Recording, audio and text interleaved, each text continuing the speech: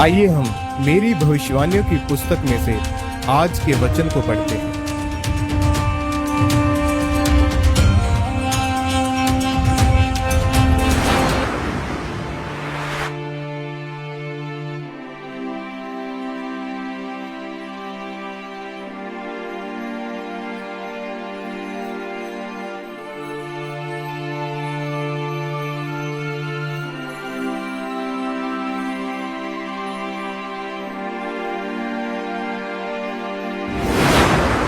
परमेश्वर के प्रति गंभीर हो जाएं। जैसा कि पहला शमूएल 1:9 में लिखा है, तब शीलो में खाने और पीने के बाद हन्ना उठी और यहोवा के मंदिर के चौखट के एक बाजू के पास एली याजक कुर्सी पर बैठा हुआ था। मेरे प्रियो, आज लोग अपनी जिंदगी में गंभीर नहीं है क्योंकि उनकी जिंदगी में पाप है। जब कोई इंसान किसी अच्छे इंसान के साथ जुड़ता है तो वो अपने जीवन में गलतियां करता है, क्योंकि यह शैतान की एक चाल है कि आप जहां से निकले हो वहीं वापस पहुंच जाएं। आप एक सीमा में जिएं, श्राप में जिएं और आप कभी भी अपने जीवन में उत्तम भाग तक ना पहुंच पाएं। ऐसे मुक्केबाज खिलाड़ी हैं जो हर एक मैच में जीतते गए। वो कभी भी अपने मैच में नहीं हारे, पर जब उनका कोच मर गया तब वह कभी भी जीत नहीं पाए। शीलो के दो मतलब हैं। एक है शांति का स्थान और दूसरा शीलो एक जगह का नाम है। यहाँ पर यहूदी लोग हर वर्ष यहोवा की आराधना के लिए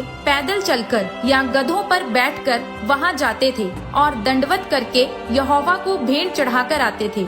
अगर आप इस बात को ध्यान से देखें तो हन्ना एक धर्मी औरत थी। जब उसने परमेश्वर के घर में प्रार्थना की थी तब परमेश्वर ने उसे उसकी प्रार्थना का उत्तर दिया। आप नहीं जानते कि परमेश्वर के अभिषेक की एक कीमत है। अगर आप चर्च में सदस्यता लेना चाहते हैं तो उसकी भी एक कीमत है।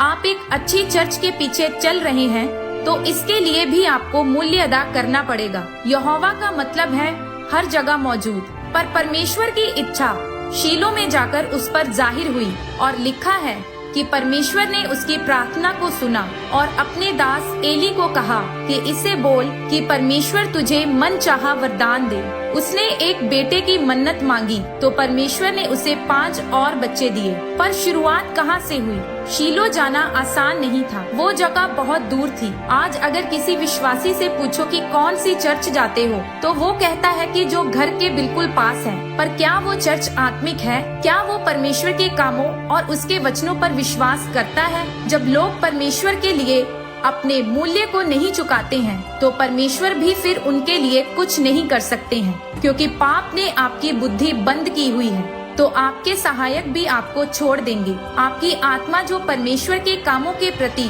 आपकी इच्छाओं को जयवंत रखती है, पर वो आत्मा और विवेक मर जाएगा जब पाप आपकी जिंदगी में आएगा। मेरे प्रियो, अगर आप परमेश्वर के प्रति वफादार नहीं हैं, तो परमेश्वर भी आपके प्रति वफादार नहीं होगा, क्योंकि आप जो बोएंगे वो ही काटेंगे। जब आप परमेश्वर के प्रति गंभीर नहीं हैं, तो परमेश्वर भी आपके साथ गंभीर नहीं है।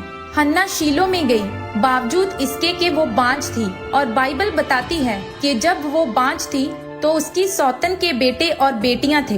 इसका मतलब वो सालों से बांझ थी और सालों से बांझ होने के बावजूद भी उसकी जिंदगी में शीलो का महत्व कम नहीं हुआ था। मेरे प्रियो, परमेश्वर के आने के दिनों में अगर आप अब परमेश्वर के साथ गंभीरता के साथ नहीं चलेंगे तो हन्ना की तरह आपके भी काम रुके ही रहेंगे। परंतु हन्ना गंभीरता के साथ परमेश्वर के भवन में जाती रही तो उसने आशीष पाई।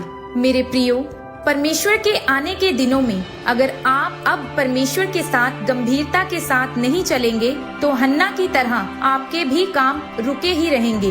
परंतु हन्ना गंभीरता के साथ परमेश्वर के भवन में जाती रही तो उसने आशीष पाई।